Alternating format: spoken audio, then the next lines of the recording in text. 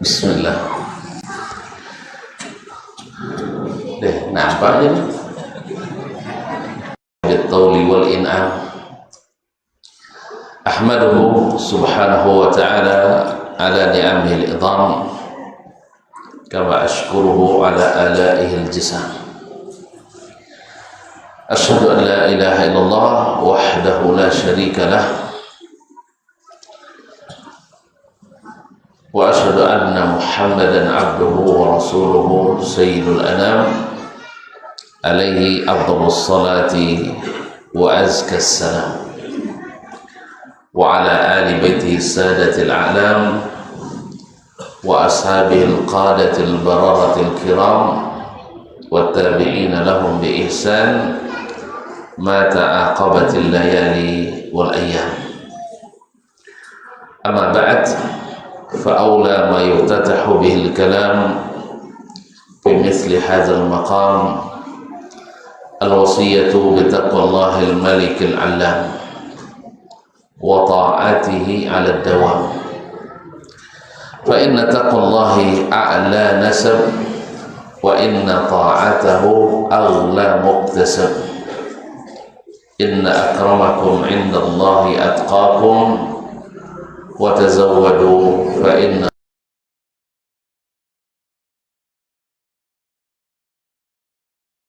حق تقاته ولا تموتن إلا وأنتم مسلمون. Subhanallah, hari semalam hujan, tapi pagi ini cerah. Kita dikumpulkan di tempat dan di waktu yang berkah, walaupun saya bagian ujung-ujungnya. Ini sengaja disetting kayaknya oleh panitia di saat hidangan sudah tersedia, waktu makan pun sudah dekat. Kata ahli hikmah, tak boleh orang yang sedang menahan amarah, yang sedang menahan lapar, dan yang sedang menahan sesuatu yang nak keluar.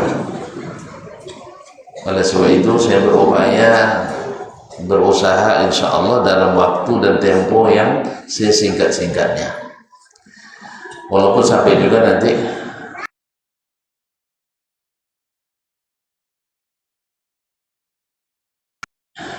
bersyukur kita kepada Allah SWT atas nikmat kebersamaan ini. Semoga kita mulai di sini dan kita nikmati di surga nanti. Amin ya rabbal alamin. Rasa terima kasih juga kita sampaikan kepada semua yang hadir,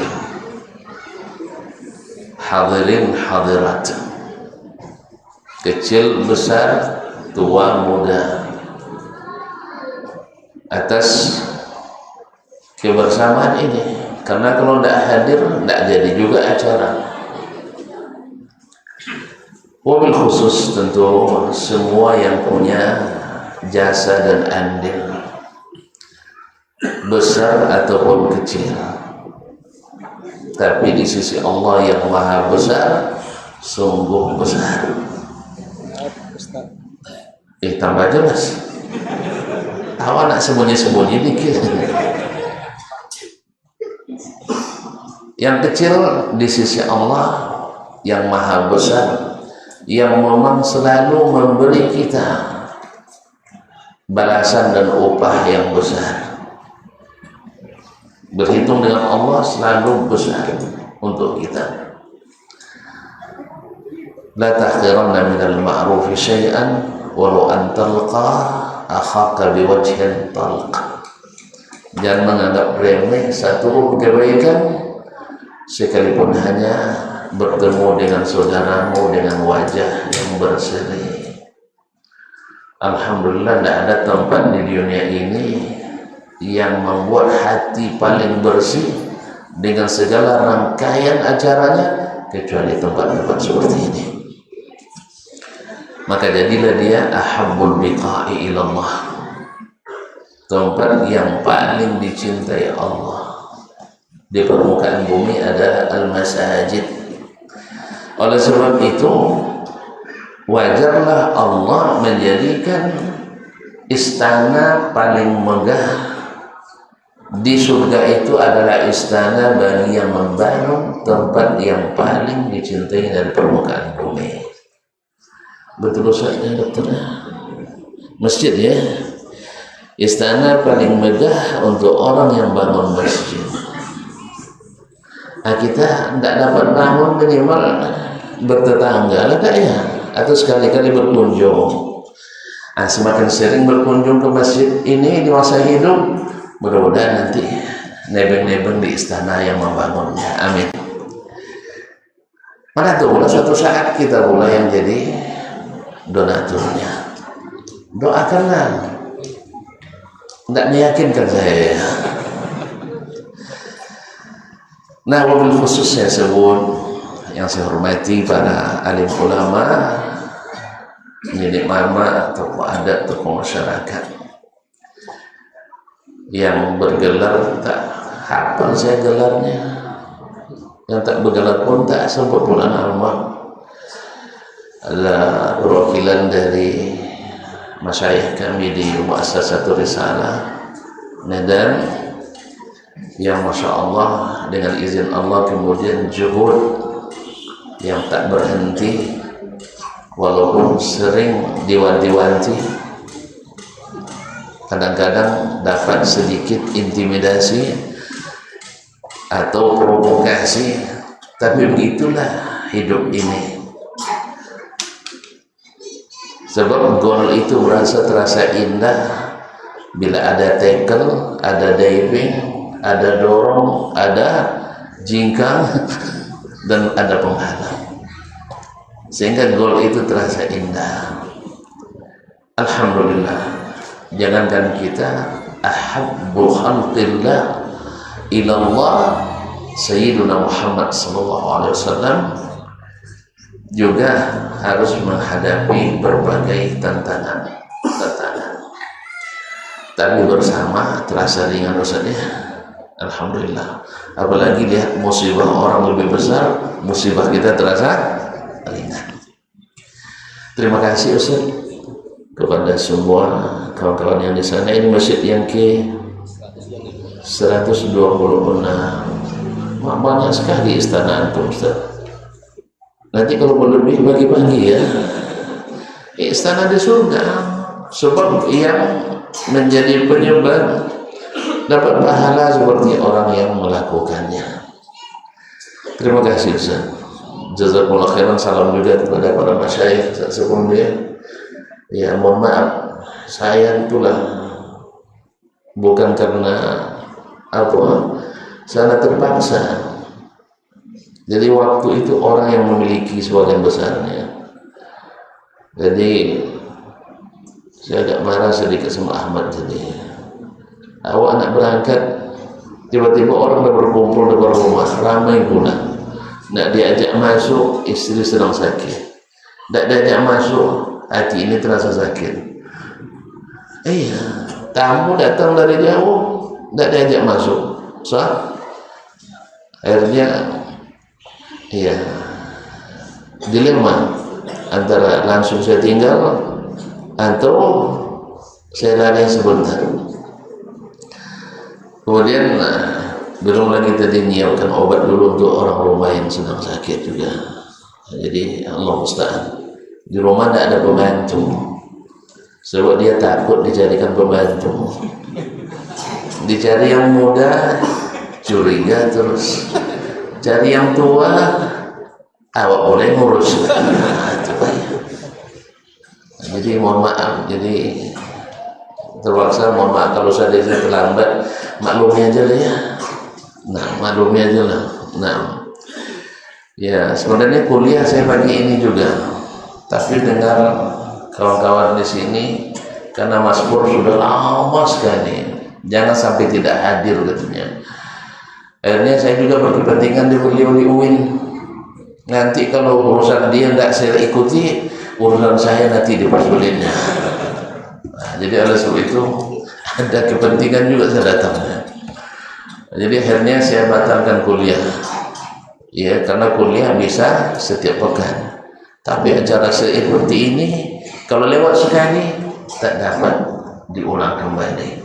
Walaupun sebenarnya pekan yang lalu sebenarnya seharusnya, ya. Walaupun sudah saya batalkan juga kuliah barangkali, tapi bukan gara-gara ada acara lain. Jadi mohon maaf sekali Bapak dan Ibu yang saya muliakan. Terima kasih atas segala kemurahan hati tuan-tuan. Mau sedikit memberi kesempatan saya duduk agak tinggi sedikit, tidak apa-apa ya? Tidak, kalau tidak boleh duduk agak tinggi, berdiri saya Pak. Hah? Ya sebenarnya bukan karena tinggi, cuman supaya terlihat saja.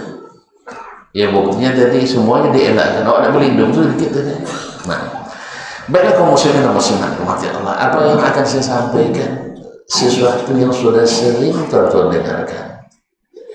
Tetapi barang indah itu, barang berharga itu, semakin disebut semakin terasa bernilai.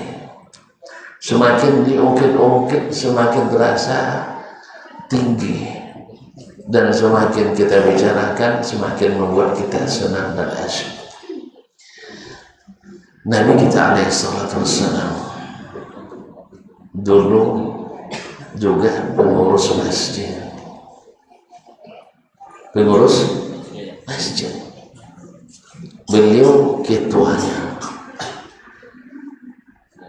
Di saat Masjidil Haram, masjid yang termulia dari sejak dibukanya ibadah di dunia ini, diurus oleh orang-orang yang tak patut mengurus. Siapa mereka? Orang-orang jahiliyah. Orang-orang jahiliyah. Dan mereka menganggap diri mereka adalah sebagai orang-orang hebat karena bisa mengurus Masjidil Haram. Tentu tahu sendiri, inna awwala baitin wudi'a lin-nas lallazi bi Makkah mubarakan wa hudan lil alamin. Sesungguhnya rumah pertama yang dibangun untuk ibadah di permukaan bumi untuk manusia adalah yang terletak di Makkah. Mubarakan, penuh keberkahan, wa hudan lil alamin, dan menjadi petunjuk bagi segenap alam. Yang dulu dibangun oleh Ibrahim alaihissalam adalah untuk menegakkan kalimat tauhid, menegakkan ajaran Allah Subhanahu wa ta'ala. Tapi justru mereka karena jauh dari ilmu, mereka mengurusnya dan menjadikan sebagai pusat kesyirikan, pusat berhala. Sampai-sampai masjidnya di dalam Ka'bah saja 360 ekor berhala.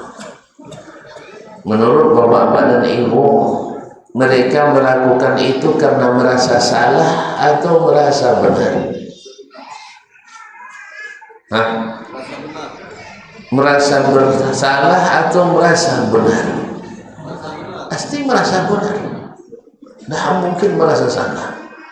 Karena memang tipe dan sikap manusia, tabiat asal manusia, tidak ada yang sengaja aku bersalah atau sengaja aku tersesat. Tapi karena tidak berilmu, akhirnya mereka menyangka yang salah itu benar, yang benar itu salah. Akhirnya Nabi alaihissalam sendiri tidak dibenarkan untuk mengaji di Masjidil Haram. Kenapa tidak boleh? Karena beda kaji. Kalau masalah kejujuran, Nabi sudah teruji. Masalah akhlak, Nabi berakhlak tinggi. Masalah track record Nabi bersih. Tapi salahnya hanya kaji bertentangan dengan kebiasaan masyarakat waktu itu. Singkat cerita, Nabi pun harus meninggalkan Makkah. Mudah juga tidak, harus melalui proses yang panjang, bukan proses yang sulit, proses yang sulit dan menegangkan. Seperti yang kita baca dalam episode hijrah, yang mana nama salah seorang tokohnya dipakai di sini, nama Masjid As'ad bin Zurarah Al-Maliki Al-Khazraji Al-Ansari. Dia pemuka Bani Malik, petinggi suku Khazraj, dan adalah min kibaril Ansar, seniornya kaum Ansar. Hadir di dua bai'atul Aqabah, hadir di dua bai'at al-Aqabah, dan tercatat termasuk yang pertama ikut sholat Jumat di Madinah, dan wafat di awal-awal hijrah radhiyallahu anhu. Dan mudah-mudahan semua pahala orang Ansar yang masuk Islam dengan dakwah dia dan kawan-kawan dilimpahkan Allah untuknya, amin ya rabbal alamin.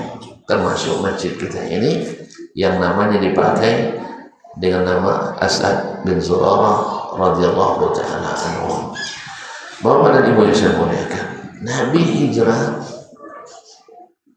walaupun orang-orang Makkah waktu itu mengatakan kami ini adalah pewaris pelayan jemaah haji, pelayan tanah suci Makkah, sampai Allah yang membantah langsung, aja'altum siqayatal hajj wa imaratal masjidil haram kaman amana billahi wal yawmil akhir.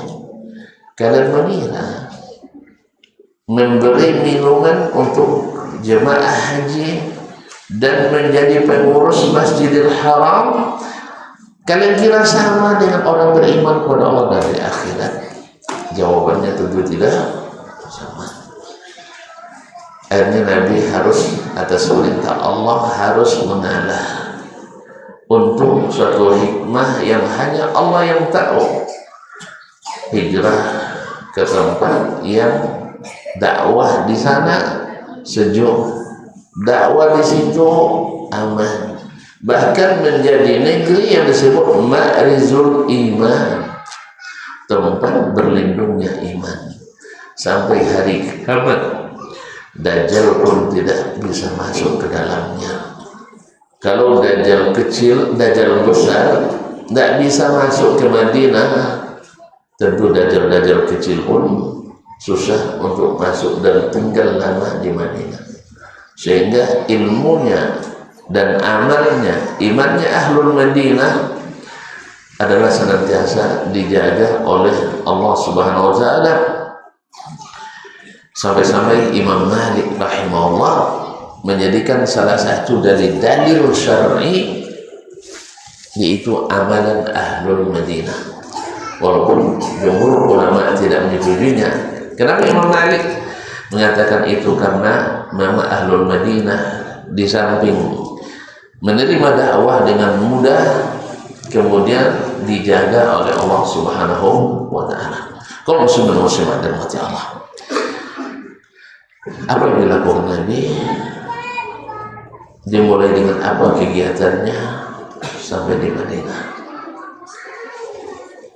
Di sini kita mulai. Sampai di Quba, sebelum masuk Madinah, Nabi bersama orang-orang di Quba membangun masjid, menjadi masjid. La masjidun ussisa ala taqwa min awwal yawmin, masjid yang dibangun atas asas takwa. Nanti Asas takwa ini ada pembicaraan kita dengannya. Yang kedua, selesai dibangun Masjid Quba, Nabi menuju Madinah. Antara Quba dengan Madinah lebih kurang 3,5 kilo. Kalau untuk maraton pagi pas gitu ya, pulang balik. Nabi sering ke Masjid Quba setiap Sabtu, kadang naik onta, kadang jalan kaki. Karena siapa yang bersuci di rumahnya dengan baik kemudian pergi ke Quba untuk sholat di situ, maka dituliskan pahala umrah. Masya Allah. Allah memang membuka banyak pintu kebaikan di tempat-tempat yang seperti ini. Ma'asyiral. Lalu Nabi ke Madinah. Apa yang pertama dilakukan Nabi alaihissalam? Apakah mempersiapkan rumah tinggalnya? Karena dia punya istri dan keluarga, punya anak-anak. Ternyata yang dicari Nabi pertama kali adalah tanah untuk bangun masjid. Tanah untuk bangun masjid. Dan Nabi SAW tidak ingin kebaikan ini diambil oleh orang lain. Orang Madinah menawarkan tanah itu diwakafkan untuk Nabi SAW. Nabi tidak. Bal uthaminukum, saya bayar dengan harganya. Supaya hak Nabi, masjidnya disebut dengan Masjidun Nabi sallallahu alaihi wasallam, haqqan wa sidqan. Masjid Nabi secara hak dan benar. Maka sampai hari ini tak ada yang bisa gugat bahwa itu adalah Masjid Nabawi. Adalah masjid kedua yang termulia di permukaan bumi setelah Masjidil Haram. Siapa yang sholat di dalamnya lebih baik dari 1000 kali sholat di masjid lain, bukan di rumah, di masjid lain. Kalau sholat di masjid dibanding sholat di rumah 27 kali lipat atau 2700% untungnya.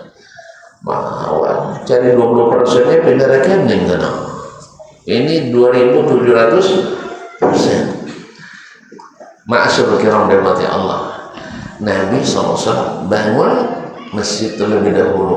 Ini tanda kaum muslimin bahwasanya kesuksesan seseorang, keberhasilan seseorang, keberuntungan seseorang memang dimulai di sini. Siapa yang memulai dengan masjid harinya, maka semuanya berkah. Oleh sebab itu kita dapatkan orang-orang di Arab Saudi, ini buya-buya ini tahu dia, kalau mereka bangun perumahan, developer, pengembang, kalau bangun perumahan sebelum satu pun rumah tegak, masjid megah sudah lengkap. Bukan tegak saja, sudah lengkap. Kami sering kalau di malam-malam libur, malam Kamis loh, berkeluar dengan keluarga kan, di rumah kan sumpah kan pergi ke tempat-tempat apa kabling-kabling tanah di tengah-tengah padang pasir itu masjidnya sudah ada, orangnya belum ada. Yang ada adalah tanah-tanah kabling. Siapa yang beli tidak perlu mikirkan kotak sumbangan bikin masjid. Kalau kita 20 tahun tak juga selesai masjidnya. So, anak sejak SD lagi dulu pergi ke jalan-jalan ke Sumatera Barat, tidak ada terus itu tangguk-tangguk di tengah jalan dulu kan. Sampai sekarang tak selesai nampak masjidnya. Sejak SD lagi ada yang belum selesai masjidnya. Subhanallah, ini orang belum bikin rumah, masjid sudah ada. Ini daripada mana mereka dapatkan? Dari ruhnya hijrah Nabi alaihissalam bahwa memulai dengan masjid adalah kesuksesan. Bukankah syarat pertama al-falah, qad aflaha al-mu'minun, sungguh sukses orang-orang beriman. Apa artinya? Alladzina hum fi salatihim khashi'un, orang yang salatnya khusyuk. Salat yang khusyuk itu di mana, tuan-tuan? Salat yang khusyuk itu di mana tempatnya? Di masjid. Saya yakin Pak, kalau Bapak antri di bank, ya menunggu uang 1 miliar dibanding menunggu uang 1 juta, mana lebih khusyuk? 1 juta lebih khusyuk dari 1 miliar? Serius nih? Mana yang lebih senang? Mungkin belum Bapak dengar ya. Saya antri dapat bonus hadiah baik dari orang atau perusahaan 1 miliar, nunggu sehari dengan nunggu 1 juta, mana yang lebih senang? Pak, lebih khusyuk nunggu 1 juta? Satu miliar. Jadi kalau seandainya antum dengan keuntungan usaha 20% per bulan, mana yang lebih senang? Mendapatkan untung usaha 2.700% per kegiatan? Paham tak? Ya, kita dapat untung 10%, tapi per bulan. Ini dapat keuntungan per kegiatan 2.700%. Mana yang lebih khusyuk? Tuan-tuan tak khusyuk sholat itu karena mikir penghasilan, sah? Kan gitu? Tapi kalau kita sadar, di sinilah penghasilan yang sesungguhnya. Di masjid inilah sesungguhnya pusat keberhasilan dan kesuksesan kerja kita. Ini perlu pembuktian nampaknya Pak. Perlu pembuktian nampaknya ya. Sekarang saya tanya ke tuan-tuan, tapi agak lama sedikit. Kalau tuan-tuan minta bukti, siap-siap tak lama sedikit. Siap? Tidak terpercaya saya usahakan sesingkat-singkatnya. Kaum muslimin, saya pernah bertanya kepada mahasiswa saya, apa indikator negara maju dengan negara yang tidak maju? Apa indikasinya negara kita maju atau tidak maju? Pertumbuhan ekonomi ada betulnya tapi salah. Rupanya itu makanya Indonesia tidak akan maju nampaknya. Nah, sekarang pertanyaan kepada tuan-tuan dan puan-puan, siapa yang betul jawabannya saya kasih hadiah. SDM belum tepat. Teknologi ini sama dengan mahasiswa saya. Kalau teknologi ya, bahwa negara itu berhasil justru dengan teknologi ini banyak usaha kita. Iya, teknologi kan banyak korupsi, teknologi banyak penyelundupan.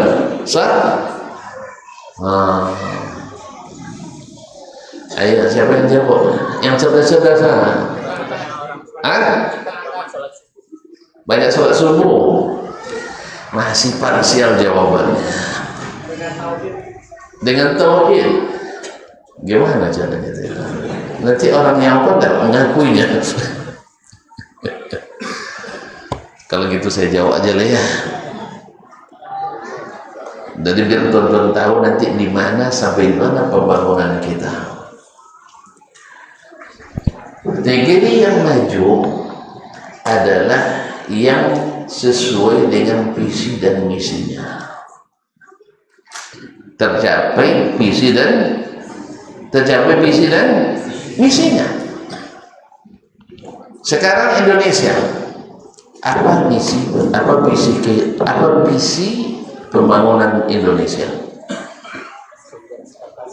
Hah? Pancasila.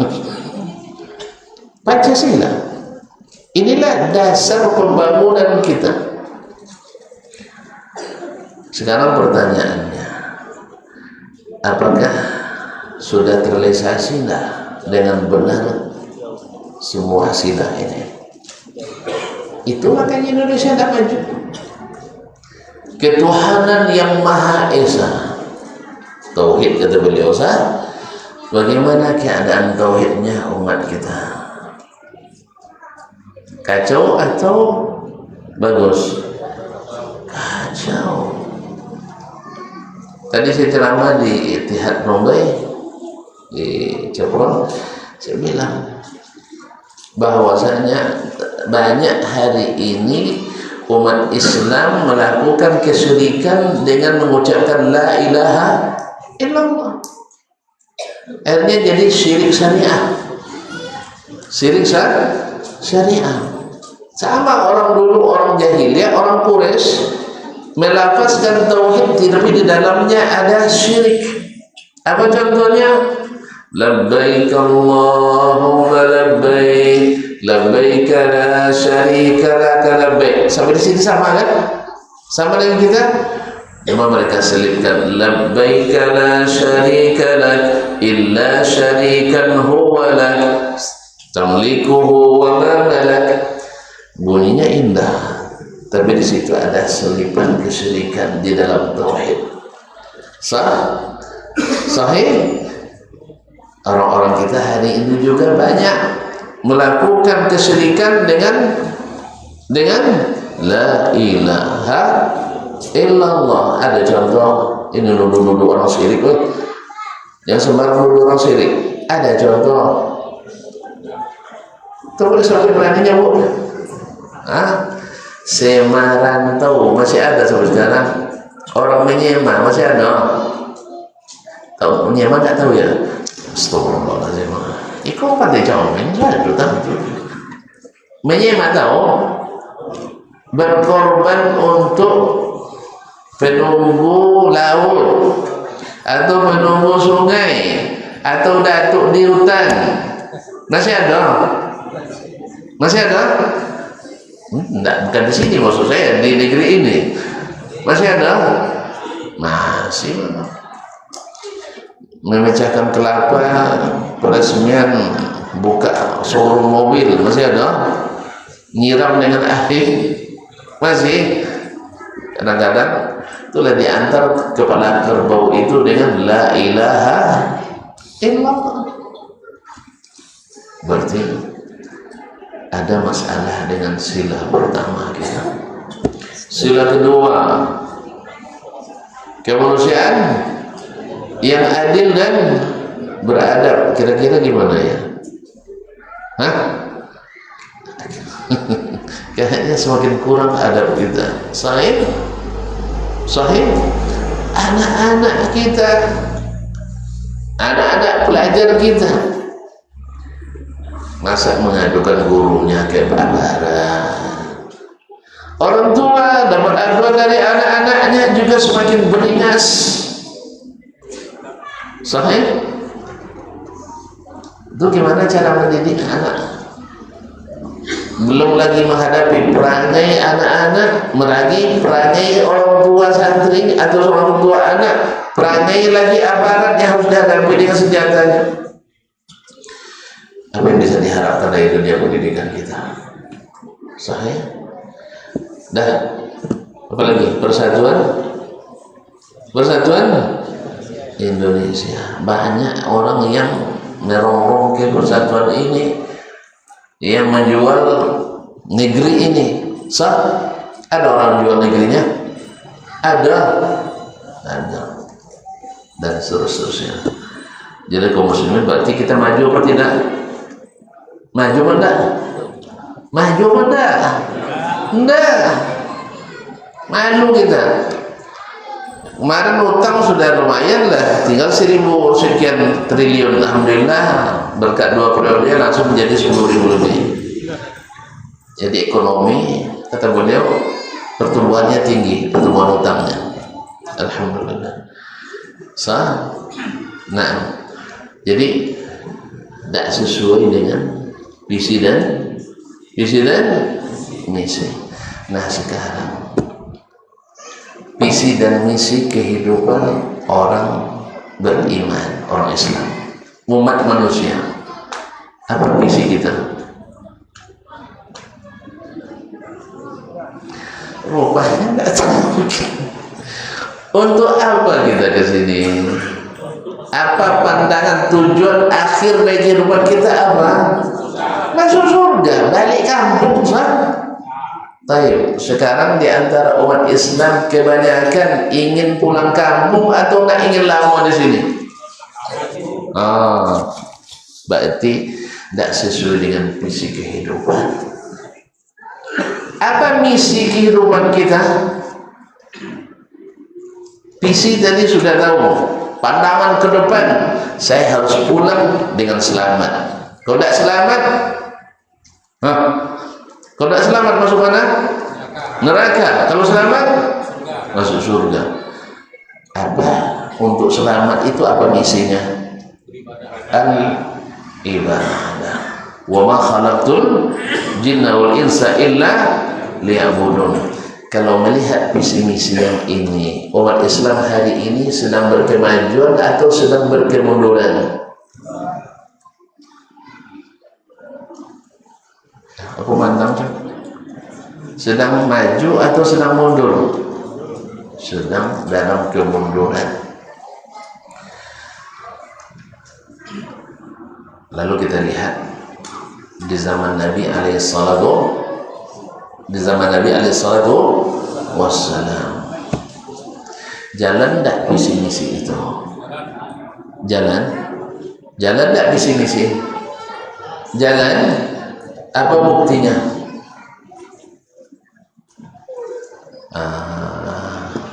Apa buktinya bahwa visi misi itu jalan di zaman Nabi dan para sahabatnya? Saya ingin bukti. Kalau klaim saya tidak cukup, semua akan klaim kami berhasil. Ini kalau lomba-lomba ibadah, kalau lomba juga sekarangnya. Coba kita ibadah terpaku. Itu kan baru perlombaan. Itu hanya sifatnya fenomena, benar atau tidaknya belum ada jaminan. Tapi bukti bahwa mereka berhasil dengan visi misi kehidupan. Visinya apa tadi? Masuk surga. Misinya apa? Beribadah. Berarti sekarang pertanyaannya, apakah sahabat termasuk berhasil masuk surga atau ada yang tersesat? Berhasil? Betul? Apa buktinya? Saya bisa buktikan dari sekian banyak jadi dari sekian banyak aliran-aliran keagamaan yang lahir di masa sahabat masih hidup, sebagian besarnya, alhamdulillah tidak satu pun personilnya yang ikut menyimpang. Nampak Ustaz? Tidak ada sahabat yang terlibat di aliran Khawarij. Tidak ada sahabat yang terlibat di Syiah. Tidak ada sahabat yang masuk pandangan Mu'tazilah. Tidak ada sahabat yang masuk Qadariyah. Padahal itu aliran-aliran terbit dan tumbuh mulai di zaman sahabat masih hidup. Berarti masa keemasan Islam itu kapan? Masa Nabi dan para sahabat. Walaupun orang sering di buku sejarah kita katakan masa keemasan Islam di abad ketiga, karena indikasinya banyak kitab yang ditulis. Nah, kalau indikasi banyak kitab ditulis, hari ini umat Islam lebih banyak nulis. Sahih?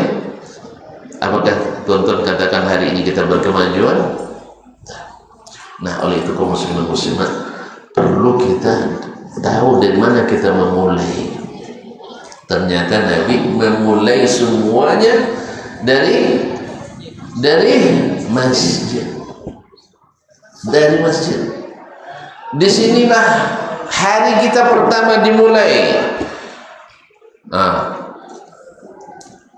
Pertama kita setelah bangun apa yang kita kerjakan? Orang yang berhasil nih, yang tidak berhasil tidak usah bicara.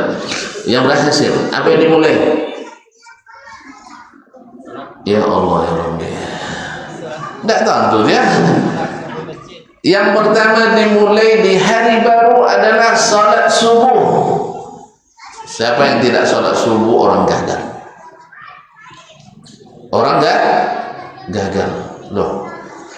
Rata-rata orang hebat Ustaz, hebat menurut pandangan orang sesaat. Tidak lama besok dia berkasus lagi. Kenapa saya katakan orang berhasil salat subuh dimulai? Sebab salat subuh itu di masjid, ya, salat subuh di masjid. Salat sunatnya saja lebih baik daripada dunia dan seisinya. Salat sunat subuh lebih baik daripada dunia dan seisinya. Tidak yakin dong ya. Itulah yang membuat kita gagal tuh. Kalau tidak yakin tidak akan berhasil. Nabi karena yakin maka dia berhasil. Masa dalam waktu 8 tahun bisa merebut kembali Makkah, membersihkan Makkah dari kesyirikan. Dan subhanallah dalam 8 tahun bisa dia merehab perasaan para sahabat yang orang tuanya dibunuh oleh orang Mekah, yang istrinya dianiaya orang Mekah, yang kerabatnya dipersulit oleh orang Mekah. Orang Mekah waktu itu zalim atau tidak? Zalim. Tapi dalam 8 tahun itu Nabi membangun bahwa tidak ada dendam di hati kalian wahai saudaraku. Mereka dulu melakukan itu karena tidak berilmu. Mereka dulu melakukan itu karena tidak beriman. Mereka menzalimi kita karena tidak bertakwa. Kita sudah di Allah berikan ilmu, kita sudah Allah berikan iman, kita sudah diberikan Allah ketakwaan. Jangan bertindak rendah seperti mereka. Maka ketika Nabi kembali ke Mekah, ada darah yang tumpah? Ada darah yang tumpah? Tidak ada. Maka ini kita serukan ke seluruh pejabat, seluruh aparat, pemangku kebijakan. Bila tuan-tuan lihat umat kembali ke masjid, jangan curiga. Bila umat kembali kepada sunnah Nabi, jangan diwanti-wanti. Karena orang yang biasa taat kepada Allah dengan ilmu yang benar, yang diajarkan Rasulullah SAW, adalah orang-orang yang taat pada pemimpinnya, orang-orang yang sayang pada umatnya. Mereka menyalahkan dengan ilmu, karena yang salah pasti tidak berilmu, bukan untuk mencari kesalahan. Kenapa disalahkan? Tuan-tuan, ibarat orang berjalan, antum lihat orang bingung di Pantai Cermin ini berjalan, lalu dibiarkan aja sesat sendirilah, gitu ya. Kalau Tuhan biarkan nak sesat urusan dia, yang penting gue selamat, gitu. Itulah makanya kita tadi manusia ini adil beradab, nggak adil lagi. Kalau kita masih merasa sayang, pasti kita ingatkan. Maka mengingatkan yang keliru dan salah, sebab dia melakukan di depan kita. Sebagaimana Nabi dulu tahu syirik itu berbahaya, maka yang pertama diingatkannya adalah syirik, karena tidak terampuni, tidak bisa dilambatkan. Bukan karena Nabi benci pada orang Mekah, tapi karena Nabi sayang pada mereka. Kalau sempat tuan-tuan punya istri, masih sayang sama istri, dibawa sama orang, marah nggak? Marah nggak? Lope aja ya.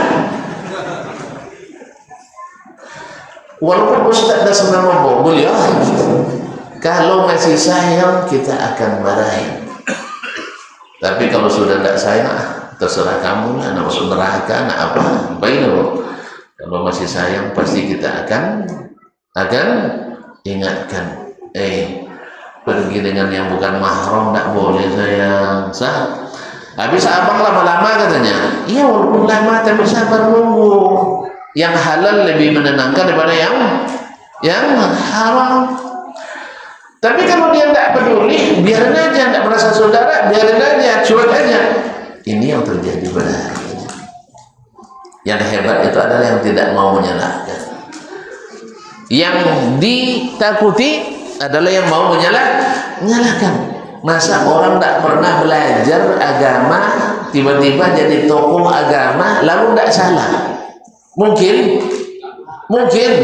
Enggak. Kan berapa banyak hari ini masalah keagamaan diurus oleh orang-orang yang tidak belajar agama. Kan ya? Salah saya?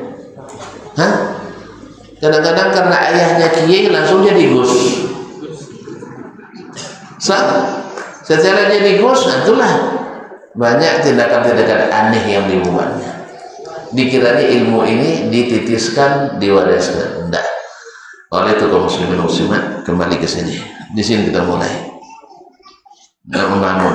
Makanya adalah orang-orang seluruh penguasa yang mencurigai keaktivitas di masjid yang benar, saya mengatakan bukan yang salah, yang benar sesuai yang diajarkan Nabi SAW, seluruhnya mendapatkan balasan yang tidak baik, seluruhnya. Jadi catatan hitam dalam sejarah kehidupan mereka, walaupun secara duniawi berprestasi. Karena apa? Karena Sayyiduna Muhammad SAW memulai segalanya dari sini. Bahkan dia katakan, man shalla subha fi jama'atin kana fi zimmatillah. Siapa yang salat subuh berjamaah dalam jaminan Allah. Bahkan salat subuh dan salat isya berjamaah itu tanda keimanan yang luar biasa. Dan sebaliknya yang tidak hadir isya dan subuh, menurut para sahabat patut dicurigai. Ini tidak, yang hadir subuh dan isya dicurigai, yang tak sholat berjamaah itu diridai. Ini yang terbalik, makanya semakin rusak kita. Sampai ada petinggi mengatakan ciri teroris itu adalah anak muda berjenggot, rajin baca Quran, sholat selalu berjamaah di masjid. Ini gila nih orang, kata orang Jakarta ya. Tapi gimana pula, kiai pula itu. Sampai bilang semakin panjang jenggotnya semakin koplo katanya. Alhamdulillah. Allah buktikan seorang pakar fisika internasional dari anak bangsa ini, muda, berjenggot, cingkrang, rajin sholat masjid, rajin baca Quran. Dijawab konten olehnya. Dia menemukan rumus fisika selama 30 tahun lebih tak ditemukan oleh para peraih Nobel. Alhamdulillah. Kan dia bilang tadi semakin panjang jenggotnya semakin goblok. Nah, ternyata tidak.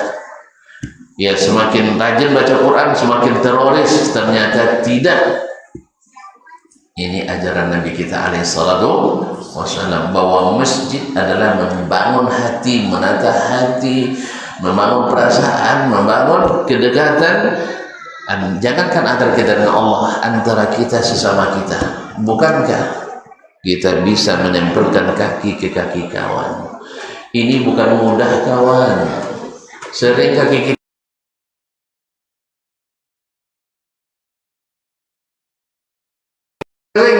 kalau pertama-tama kan dulu kita kan sop itu dia coba-coba loket lah ya, dia hantam kaki deh.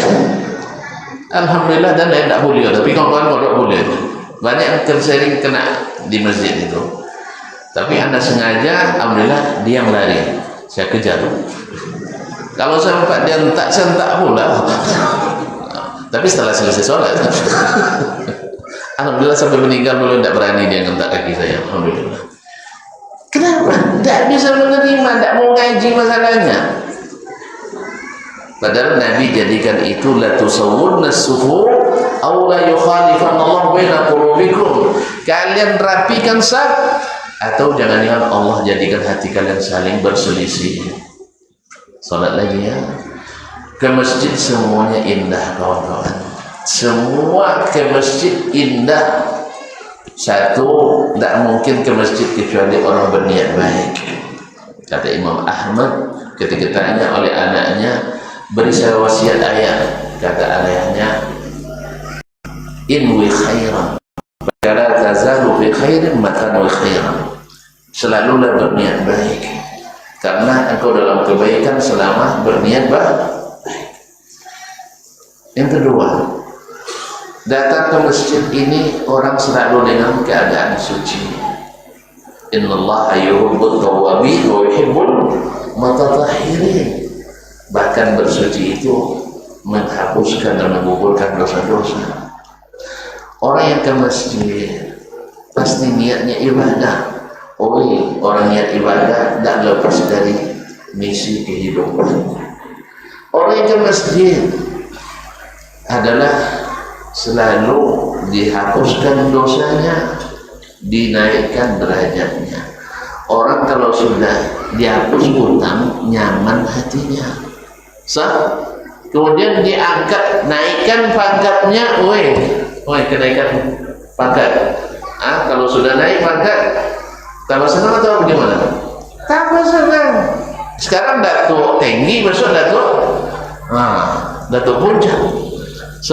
Dari raja jadi yang dipertuan agung, dari gubernur menjadi presiden. Semakin ditingkatkan, semakin nyaman hati kita. Masjid, orang masuk masjid tidak ada yang bawa dendam ke sini. Kalau ada yang bawa dendam berarti dia dari awal sudah salah. Pasti masuk masjid ingin mendapatkan rahmat. Kalau rahmat itu didapat dengan rahmat juga. Irhamu man fil ardi yarhamkum man fis sama. Makanya doa kita masuk masjid apa? Waftah li abwaab rahmatik. Ma'asyiral kiram, sampai dalam masjid tidak ada yang tidak baik. Orang yang masuk masjid mesti dia mendahulukan kaki kanan. Kalau yang menguntungkan biasanya langkah yang menguntungkan biasanya langkah kanan. Kalau pas kita bertamu rumah pakcik kita, rumah etek kita, mama kita, pas orang tua buka hidangan, langkah kanan, langkah kanan. Dimulai dengan langkah kanan. Masuk masjid langsung duduk. Ada lagi. Jadi memang kita diatur untuk dalam misi kehidupan kita. Salat, ada orang salat bukan karena Allah. Enggak kan? Pas datang kemudian aja itu. Riya itu kan datang kemudian aja. Nah, pas dia sholat. Nah, yang sholat 2 rakaat ini saja bisa menghilangkan semua dosa.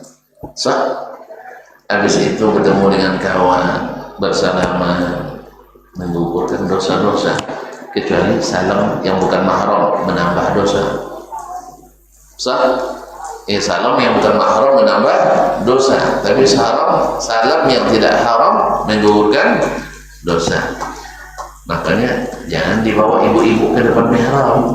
Ini kalau sampai ibu-ibu ke depan mihrab nanti pasti salaman sama bapak-bapaknya. Awak senang aja sebenarnya kalau ibu-ibu yang ceramah depannya coba ibu. Menghilangkan stres. Jadi kaum muslimin dan muslimat dirahmati Allah SWT, duduk saja di masjid, bikin damai, bahkan bisa jadi pelarian bagi yang mogok. Tahu mogoknya? Ngandeng, cekcok suami istri, jangan lari ke rumah mak kita, banyak masalah. Pak mana larinya?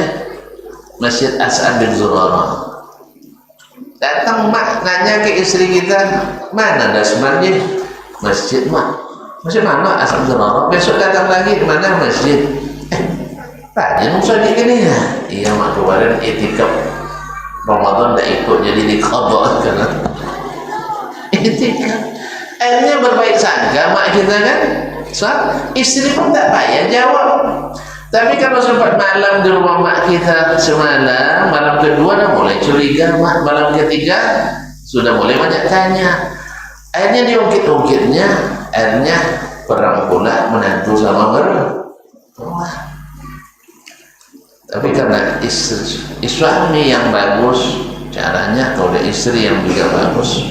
Ada beberapa kemarin saya baca kisah istri, Masya Allah, ada seorang suami, istri dia meninggal dari 15 tahun tapi tidak nikah-nikah, padahal dia orang berkecukupan. Ditanya sama kawan-kawannya, apa tidak nikah sih? Rasanya tidak mungkin saya mendapatkan istri seperti dia. Masya Allah, dari 15 tahun tak terlupakan ya. Kenapa? Pernah suatu hari kami bantah,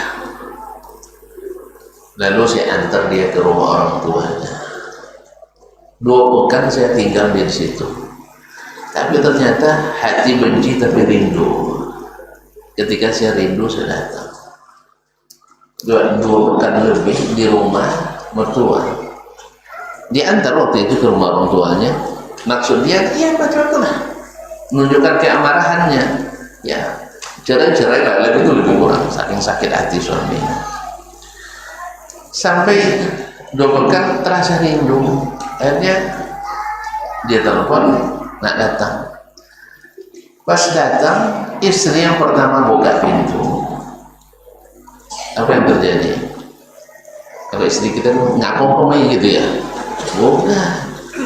Dia langsung memeluk saya dan mencium saya sambil berbisik di telinga saya, iyyaka an taqula syai'an li walidayya.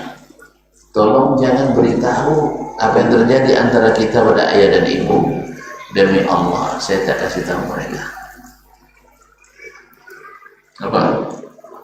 Demi Allah, saya tak beritahu ayah dan ibu apa yang terjadi di antara kita. Saya hanya beri alasan, abang pergi musafir. Pak, ini Pak ya, jadi yang gila. Iya, 2 pekan dia ditelantarkan oleh suaminya, tapi tetap tidak membuka rahasia. Mantap enggak? Mau? Orang punya, ada mati pula. Ya, doakan yang ada. Sudah ada belum? Doakan. Dan cara terbaik kita yang seperti itu. Jadi di sini kita mulai ya, duduk di masjid, menunggu sholat. Masya Allah, seperti orang sholat. Tidak sholat pun doa banyak di sini dikabulkan. Infak diterima nggak di sini ya? Infak di sini terima apa enggak? Enggak boleh ya? Terima, Masya Allah. Jangan terbalik, di kuburan lebih banyak infak daripada masjid. Ini fenomena hari ini. Kuburan, satu kuburan wali dapat 5 karung padi setahun. Ustaz Taufik tak paham dia ekor 5 karung padi, paham Ustaz? Paham? Apa itu? Iya gua nih, enggak karung kerupuk. Karung padi itu Ustaz. Ustaz pernah ke sawah enggak? Pernah ya? Ngisinya gimana? Dipadat sampai diinjak-injak sah. Gitulah duit yang dihasilkan kuburan. Tapi duit masjid kita tengoklah nanti. Mas Purba mana? Dapat 5 karung setahun, mantap tuh, bisa bangun masjid tempat lain lagi. Nah, orang lebih banyak yakin ke kuburan doanya daripada ke masjid. Berarti visi misi kita sedang masalah. Mudah-mudahan di sini kita mulai menebar dakwah seperti Nabi alaihi salatu wassalam. Nggak usah payah-payah dulu, yang ada aja dulu, yang ada dari Nabi aja dulu, yang tidak ada dari Nabi tinggal aja dulu. Yang dari Nabi aja dulu, buat seperti Nabi katakan. Yang lain-lain tuh besok aja pas kita sampai di akhirat aja kita tengok. Nah, karena apa? Karena yang sudah terbukti berhasilnya Nabi dan para sahabatnya.